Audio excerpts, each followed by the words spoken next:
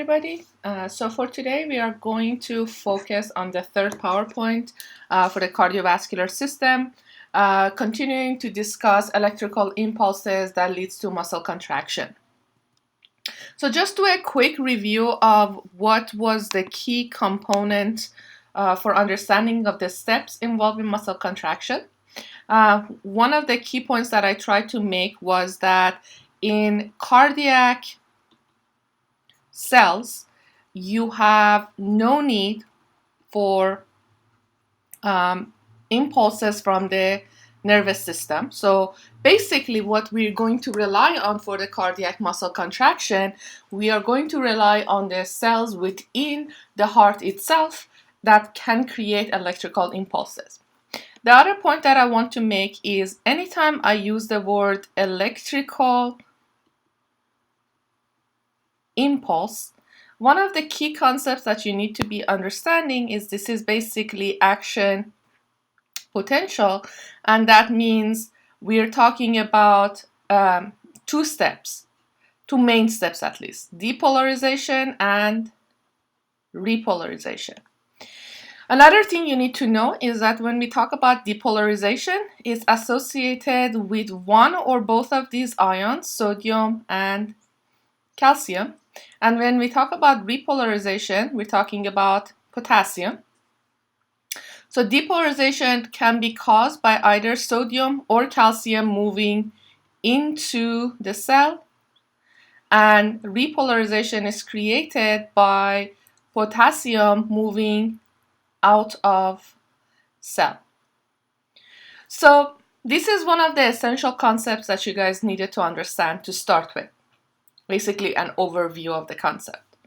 The next thing we're going to talk about is the 3 steps that was important that were basically are required for muscle contraction.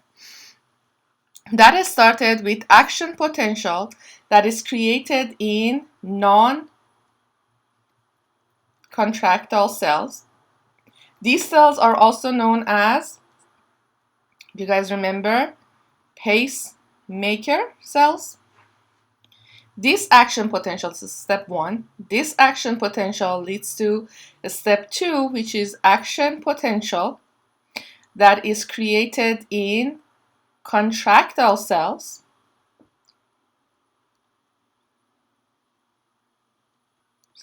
Contractile cells. And the third step in this process, which is basically the goal of this, is muscle contraction. So these are the 3 steps we're going to be focusing on. So last time, what our goal was to basically review the action potential in non-contractile cells. So the way we describe this, if I go and create the chart for you guys to kind of again review the concept, we created a chart that was like this. We had a threshold that was set at negative 40 millivolt.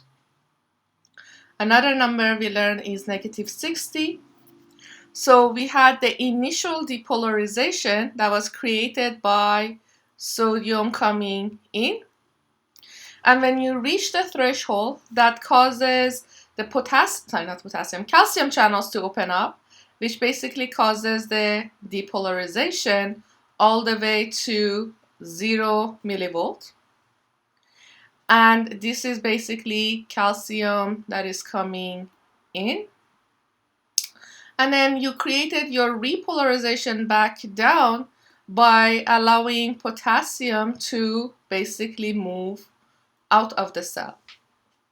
So anytime, and this is the one I want you guys to really understand, anytime we're looking at ion concentration, sodium and calcium are going to be the 2 ions that are going to be high outside, and potassium is the ion that's going to be high inside. So potassium is always going to leave, except with the exception of sodium potassium pump, and both sodium and calcium are going to come in. These 2 ions are gonna associate with depolarization in some phases or in both. And potassium is always going to cause the repolarization, as you are going to lose positive charge from your cell. Now, understand that what I'm describing here, these are non-contractile cells. Non-contractile cells. So what we're doing here is basically extremely important. Sorry about the motorcycle.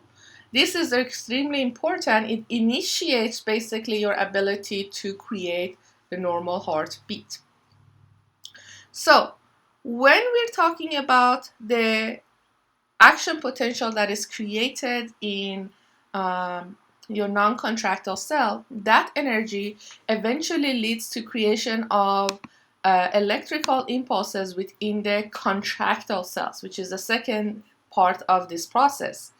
Action potential within your contractile cells of your cardiac muscle. Now, this process actually has 4 steps compared to the 3 steps we just described. It has the depolarization and repolarization, which is identical. But the difference would be in the stage called the plateau and then resting membrane potential.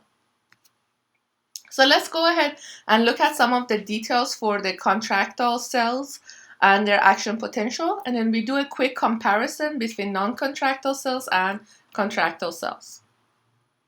So I'm going to actually do a drawing for you on the concept first, and then after we're done that, we can look at the slides themselves.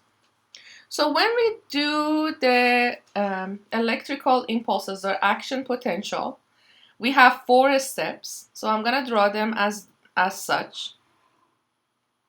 A plateau and then repolarization back to resting. So by just thinking about the number, we have this is about -85. The peak is about +30. And then again, we have the 4 steps. This is your resting potential. Resting potential. This is the depolarization phase. This is the plateau. And this is your repolarization phase. So let's go ahead and take a look at what is happening at each of the steps and what actually corresponds to creating what ion movement creates these components. So depolarization happens by movement of 2 main ions. One is called fast sodium channels, and when they open up, kind of think about the sodium is gonna move in. And you have another set of channels which are considered a slow calcium channel, and when they open, also calcium is going to move in. So the depolarization phase you can see in, and I'm gonna write this is what we're discussing, is action potential of contractile cells. So the depolarization phase of this happens because sodium is rushing in at a very fast speed, and also a little bit of calcium coming in using the slow calcium channels. So this causes a change in the voltage from -85 to +30 millivolts. When you get somewhere up here, which is around +30, your fast sodium channels are going to close up. So up here, we're going to say fast sodium close. So basically, no more sodium is going to come in. But notice that you're still relatively depolarized, right? You're not repolarizing completely. So what creates this plateau phase are the following. Your slow calcium channels are gonna stay open, which means if they're staying open, they're going to allow the calcium to rush in. But think about this. If calcium is continuously coming in, I should be depolarizing because I'm gaining positive charge. But I'm in a plateau phase, which implies that as I am gaining positive charge by calcium coming in, I'm also losing positive charge, so I can basically maintain the voltage. So the only option that I have for ion would be your potassium channels, and these potassium channels are gonna open up, potassium are gonna open up, and it allows the potassium to move out. So you have at the same time calcium coming in and potassium leaving, and this creates the plateau phase because you're gaining and losing positive charge in a relatively similar numbers, so your voltage just stays the same. Now, as you get to here, or during this process, as you can see it, what's going to happen is you're going to start to what? Close up your calcium channels. So slow calcium channels are going to close, which means no more calcium is going to come in, and all of your potassium channels are going to be completely open, which means potassium is going to continually move out. And moving potassium out of the cell means that you're losing positive charge, so you're going back to the resting potential. So this change that you see right here, going back from around positive 30 to around negative 85, happens because you're closing up your calcium channels and you are opening or keeping your potassium channels open, allowing the potassium to leak out. Now, by the time you're back to around negative 85, your cell is back at resting. One of the key things that you want to change is you want to make sure all of the ions go back to their place, including sodium potassium. So one of the main channels that are going to help you maintain your resting membrane potential would be sodium potassium ATPase, which allows, if you guys recall, allows 3 sodium to move out, and allows 2 potassium to come in. And you also had, again, your leakage channels, sodium and potassium leak channels that are going to help you maintain your resting membrane potential. So the steps that are involved in this, I'm going to repeat it one more time. We have resting membrane potential, significant depolarization that is mainly driven by sodium coming in and a small calcium also coming in. At positive 30, sodium channels are going to close up, but potassium is going to open up, allowing potassium to leave, and calcium channels are going to also stay open. So you're basically having a gain of positive charge and a loss of positive charge, which maintains your potential at about positive 30. As time passes by, you will have your calcium channels completely close up and your potassium are fully open, which causes the repolarization phase back to around negative 85. When you reach about negative 85, then your sodium potassium ATPase and your leakage channels are going to be the main driving force for maintaining your resting potential until a second force comes in and basically create a new action potential. So looking at basically what I just draw for you, we're gonna look at this, and please try, I'm not gonna write anything, but try to practice with me as we go through each of these steps. So what you have on the beginning, this is the first stage.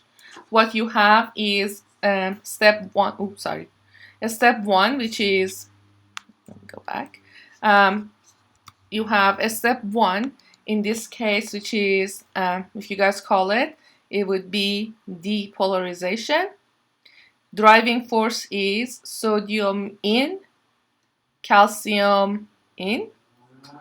We also have the plateau phase right here, about positive 30. Sorry about the motorcycle. around this phase, we have your calcium calcium is still coming in, and your potassium is moving out. During this stage, you have just potassium moving out. And during this last stage, which is basically your resting potential, the main driving force would be your sodium potassium ATPase, as well as your leak channels. So that is the main concept I want you guys to understand right now. The 4 steps that are involved in creating the action potential in the contractile cells. And then we'll continue the concept on our next PowerPoint.